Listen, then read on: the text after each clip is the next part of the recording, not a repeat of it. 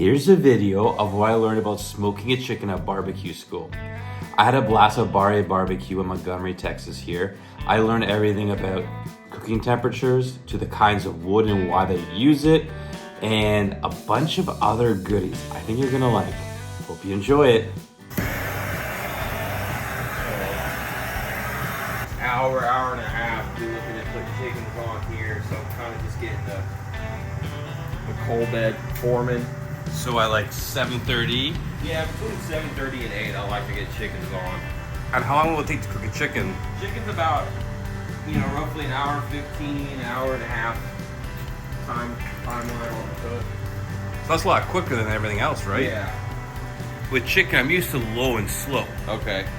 But because we're not rendering it, you said to have it. Yeah, chicken doesn't have a lot of fat. We're cooking skin on chicken, so we want to get that skin crispy. We don't want to get rubbery. If you do low and slow, it tends to get a little more rubbery on the skin. Where we're doing hotter temperatures a little bit faster, it crisps it and tightens it up a little bit more, so it's more of a pleasurable bite. So do you have just the one temperature then? We'll load chickens at about 250 or so, a little lower just to kind of maximize getting smoke on there, but then we're finishing them about 325, 350. 350, how long do you have it for that? 45 minutes to an hour or so.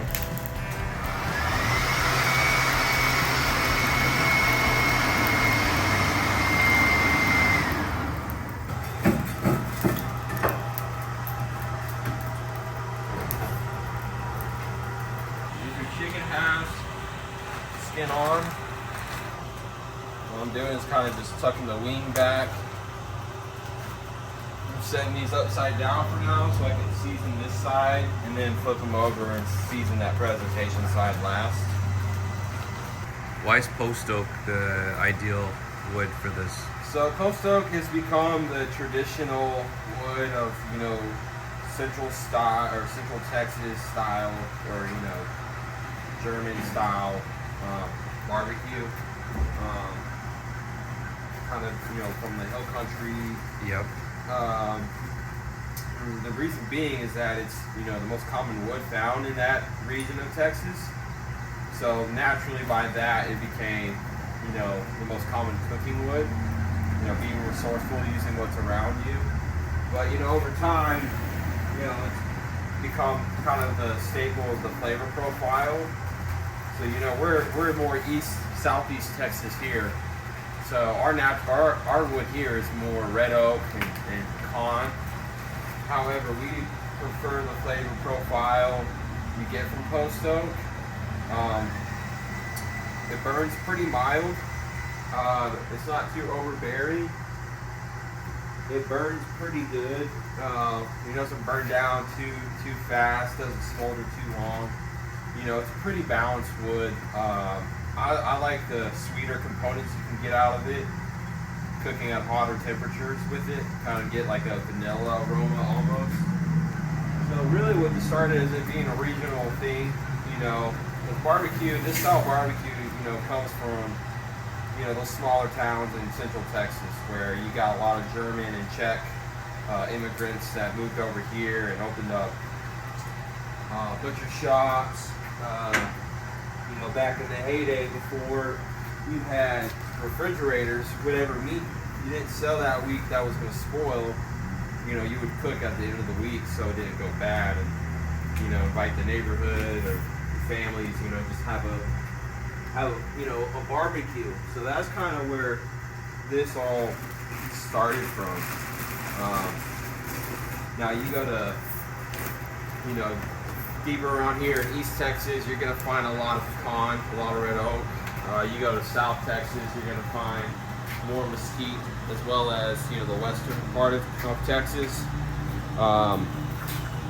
You might see some places using hickory, probably more common in east end of Texas, but it's not quite as common down here as it is in like the Midwest or further east. So post oak has been tied in, especially with like the fame and popularization of Texas barbecue with Aaron Franklin, in this current generation, more people are sharing information or kind of more curious about the ins and outs of barbecue, you know, Posto has been tied in with one of those elements that's kind of a key component. 16 mesh black pepper and then our seasoned salt. Now the ratio is a little different. I'm going a little lighter on the pepper and the seasoned salt just because it's a thinner slab of meat. I don't want to over pepper these things and get them too dark.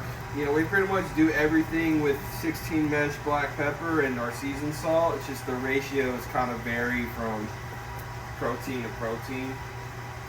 You know, chicken kind of being the lighter ratio of what we're putting on it, and you know, brisket, beef ribs, and pork butts being a heavier coat, and ribs and turkey kind of lie somewhere in between. All that is a Now you have the fire on the one side, but you're smoking on the other side. yeah. So we're still doing these chickens kind of, you know, it's an offset style of cooking, but we're still, you know, there's no shield or anything blocking this fire here, so we're still able to get a lot of good smoke from it being offset. You know, the smoke's kind of pulling over here, versus doing it directly over the coals, where we're gonna get more of a kind of backyard grilled flavor profile. Still really good way to cook chicken, but we're able to get a smokier flavor profile and kind of get a neater presentation with it being cooked offset, but also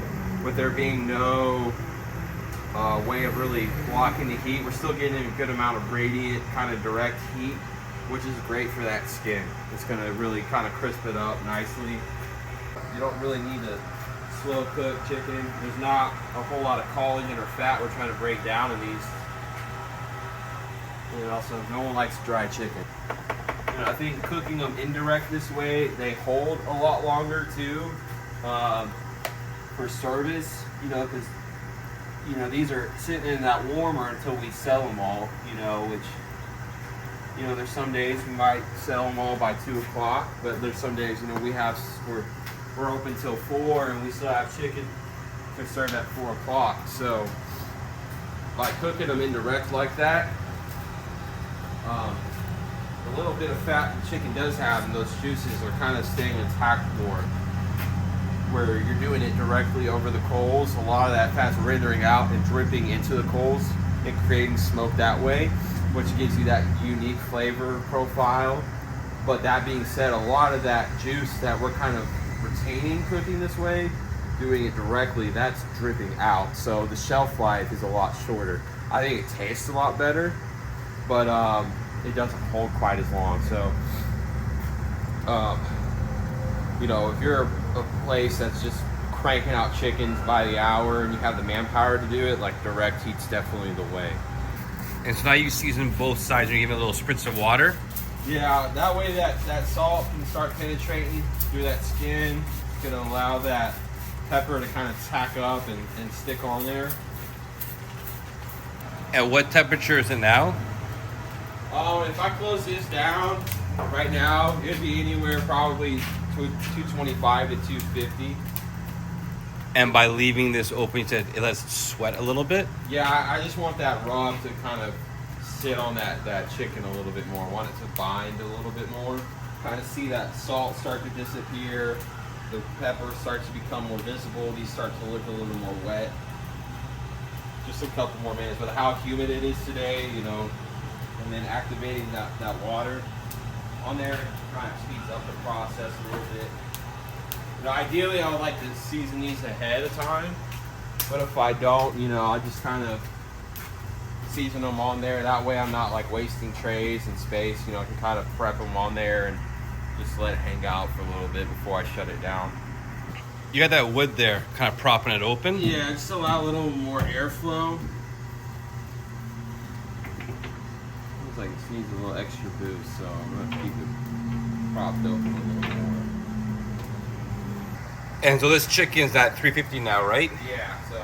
For the last 45 minutes, you said? Yeah, these may have, you know, 40, anywhere from 30 to 45 minutes left. So 155? 155. So we got some of these are kind of hanging around 148, 150. Let those go for about another 10 or 15 minutes. phosphorus with some water so they don't get too much darker than what they already are.